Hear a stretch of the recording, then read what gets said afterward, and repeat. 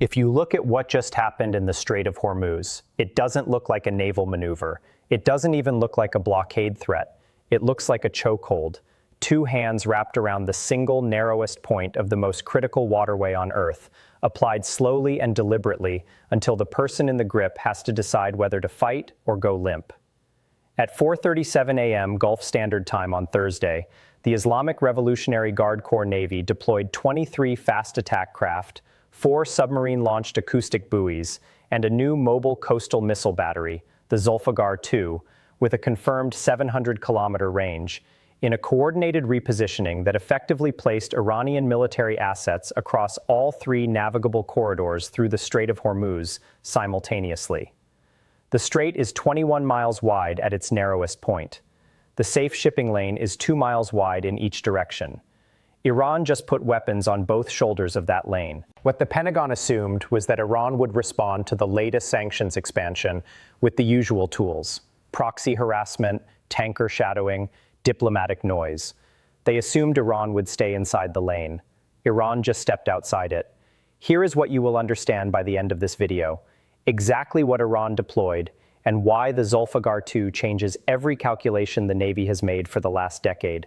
The 3 American assets now operating inside confirmed Iranian missile range with no clean exit. Why the Pentagon's contingency plan for Hormuz closure is already 18 months out of date. And the single decision sitting on the Secretary of Defense's desk right now that has no good answer. If you are not subscribed to this channel, do it now, because the Strait of Hormuz carries 21% of the world's oil supply, and the decision that gets made in Washington in the next 48 hours will move energy prices, bond markets, and your cost of living before you finish your morning coffee tomorrow. So let's strip away the spin.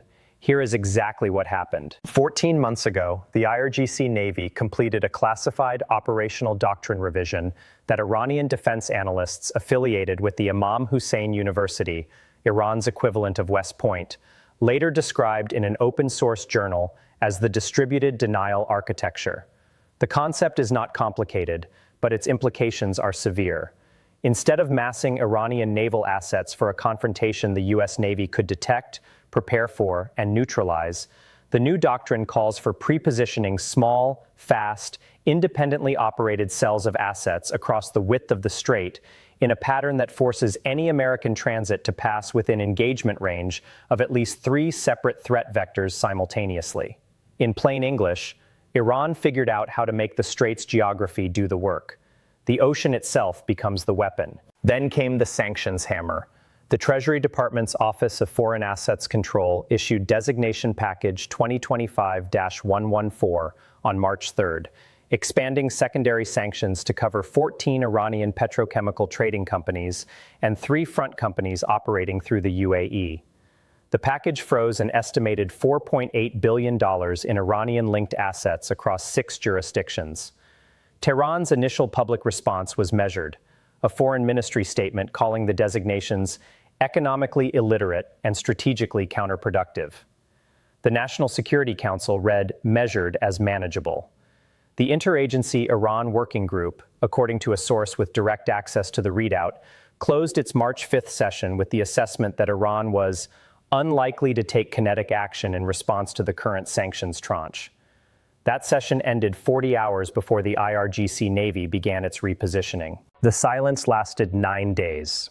9 days between OFAC's designation package and Thursday's straight move. During those 9 days, the 5th Fleet's intelligence section in Bahrain filed 2 routine maritime threat assessments. Both rated the IRGC Navy posture as elevated but not operationally significant. U.S. Central Command did not increase the alert status of the USS Abraham Lincoln Carrier Strike Group, currently operating 340 miles southeast of the strait. The National Geospatial Intelligence Agency tracked the Zulfiqar II battery movement via satellite on March 9th and filed it as a training repositioning. Nobody connected the coastal battery to the fast attack craft deployment to the acoustic buoy pattern. Separately, each piece looked like noise. Together, they were architecture. On Thursday morning, Admiral Ali Fadavi, the IRGC Navy commander, held a press conference at the Bandar Abbas Naval Headquarters, a gray concrete building behind him, the Persian Gulf visible through the window at his left shoulder. He wore his dress uniform and stood without notes. He held up a laminated map, the strait, the shipping lanes, the new asset positions marked in red, and said one sentence that every naval attaché in the region immediately forwarded to their capitals. The Persian Gulf is a Persian lake, and we have always had the key. He set the map down. He did not take questions. He was smiling when he left the room. Now let's go to the receipts. Because the geography alone is alarming enough, but the weapons math is what makes this a crisis. The Zulfiqar 2 coastal defense missile has a confirmed range of 700 kilometers and carries a 450-kilogram warhead. In plain English, it can hit a ship, including an aircraft carrier, from a position deep inside Iranian territory that is outside the engagement envelope of every shipborne defensive system the U.S. Navy currently deploys in the Gulf. The previous generation Zulfiqar had a 300-kilometer range. This version more than doubles it.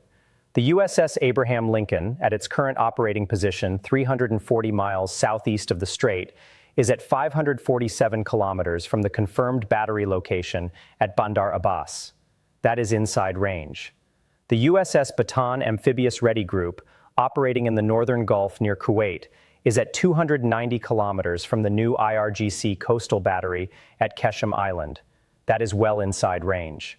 The USS Carter Hall, the dock landing ship that serves as the primary vehicle for any marine amphibious operation in the theater, sits at 274 kilometers from the Keshem battery, also inside range. 3 American naval vessels, 3 separate range calculations, all 3 inside the envelope of a weapons system that was rated a training repositioning 9 days ago. The domino effect is direct. The Navy cannot move the Abraham Lincoln Strike Group closer to the strait to project deterrence without bringing it further inside missile range. It cannot move it back without signaling retreat. The carrier is pinned. The human translation is this: the ship that is supposed to be America's most visible and powerful tool of deterrence in the region is currently sitting inside the confirmed kill zone of a land-based missile system, and the Pentagon did not position it there on purpose. The punchline: Iran didn't close the exit. Iran made the exit cost more than anyone budgeted. This is the part that nobody in the mainstream media is covering. The Hormuz contingency plan maintained by U.S. Central Command, the operational framework for responding to a full or partial strait closure, was last comprehensively updated in November 2023. It does not account for the Zulfiqar 2's extended range envelope. It does not account for the distributed fast attack doctrine the IRGC Navy finalized in February 2024. It was built around the previous threat model, which assumed Iran's most capable coastal missile had a 300-kilometer range, and that the IRGC would mass, not distribute. The plan is 18 months behind the threat. The Center for Strategic and Budgetary Assessments published a review in January 2025 that specifically flagged this gap, noting that CENTCOM's Hormuz contingency planning had not incorporated the new Iranian distributed naval doctrine, and that a failure to update operational assumptions could result in significant American asset exposure in a crisis scenario. That report was delivered to the Joint Chiefs. A follow-up was requested. The follow-up had not been completed as of Thursday morning, according to a congressional staffer on the Armed Services Committee with direct knowledge of the review timeline.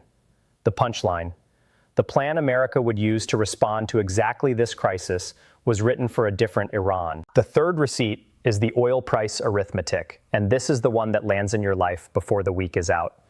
The Strait of Hormuz carries 17 to 21 million barrels of oil per day. The precise daily figure for March 2025 is 19.4 million barrels, according to the Energy Information Administration's most recent monthly report.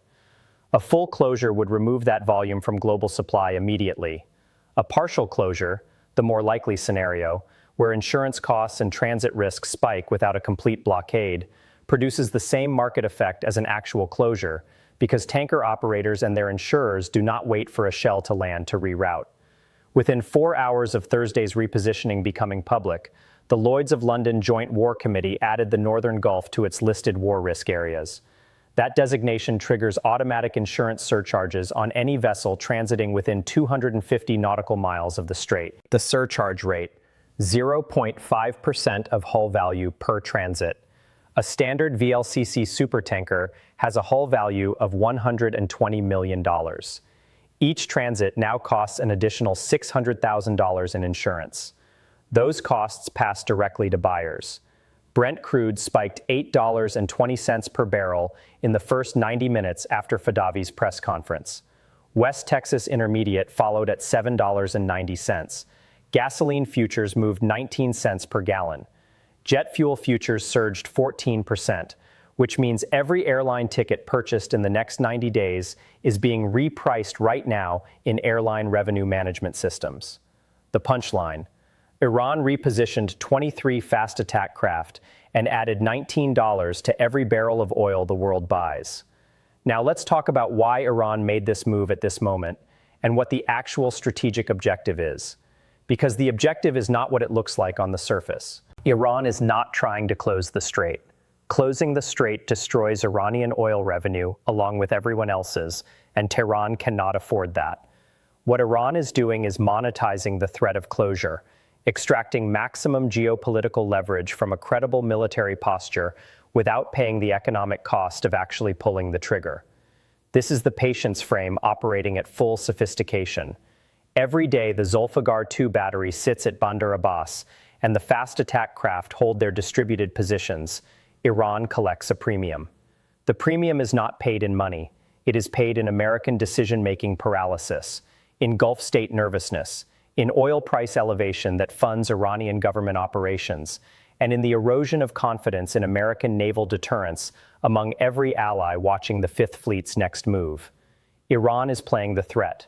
Washington is stuck responding to the geography. What the White House fundamentally misunderstands is that a show of force response, surging additional naval assets into the Gulf, doesn't solve the problem. It worsens it, because every additional American vessel that enters the northern Gulf enters the range envelope of the Keshem battery and becomes another asset Iran can hold at risk. Washington brought warships. Iran brought the coastline. Inside the Pentagon, the chairman of the Joint Chiefs and the CENTCOM commander are reportedly in direct disagreement about the immediate posture response. The chairman favoring a deliberate, calibrated repositioning of the Abraham Lincoln to a position outside the Zulfiqar 2 envelope, which requires moving it 153 kilometers further from the strait. The CENTCOM commander opposes the move on the grounds that visible carrier withdrawal signals deterrence failure to Gulf allies already nervous about American commitment. The argument is not resolved. The carrier hasn't moved. Every hour it stays in its current position, it stays inside the kill zone. Let me bring this directly to you. If you drive to work, the 19-cent gasoline futures spike translates to real pump prices within 7 to 10 days, adding approximately $22 to $31 per month to your fuel costs, depending on your vehicle and commute. If you own a home with a mortgage, oil price spikes of this magnitude historically add 0.3 to 0.5 percentage points to long-term inflation expectations, which keeps the Federal Reserve from cutting rates, meaning the mortgage rate relief you have been waiting for stays out of reach. If you work in aviation, trucking, logistics, or any industry that moves physical goods, your employer's fuel surcharge calculations are being revised upward today. And revised fuel costs hit wages and headcount within 2 quarters. If you hold retirement savings, energy stocks surged sharply. Exxon up 5.2%, Chevron up 4.7%, Schlumberger up 6.1% in Thursday trading. Defense contractors moved identically. Raytheon up 4.9%, Northrop Grumman up 5.3%, L3 Harris up 3.8%. Those gains are real. They are built on a crisis. What is permanently broken here is the assumption that the U.S. Navy's presence in the Gulf is a sufficient deterrent to Iranian escalation, that having carriers in the region means Iran will not move. Iran just moved, with the carrier watching. Here are the 3 paths forward. Tell me in the comments, before I give you the third, which one you think we're heading into. The first path is the negotiated de-escalation that the situation requires and the political environment makes nearly impossible. The State Department opens a back channel through Oman, the same channel used in 2023, and offers a 60-day suspension of the OFAC designation package in exchange for IRGC Navy withdrawal from the distributed positions. Iran's assets return to their standard patrol patterns. The Zulfiqar 2 battery remains at Bandar Abbas, but is not publicly discussed. Both sides claim nothing happened. Oil prices retreat $4 to $6 per barrel within the week. The contingency plan gets updated. This is the correct answer, and it requires the current administration to trade a sanctions package for a military stand-down, which, communicated publicly, looks like caving to Iranian naval intimidation. The domestic political cost of that perception, combined with this White House's documented allergy to visible concession, makes de-escalation through diplomacy the least likely outcome, despite being the most rational one. The second path is the naval escalation spiral. The Pentagon surges 2 additional destroyers into the Gulf to demonstrate American resolve. The USS Gravely and USS Cole, both currently in the Red Sea, are the most likely candidates. Iran interprets the surge as preparation for offensive action and activates its Houthi network's maritime interdiction protocol in the Red Sea simultaneously. The Red Sea corridor, which had just recovered to 71% of pre-crisis shipping volume, collapses again.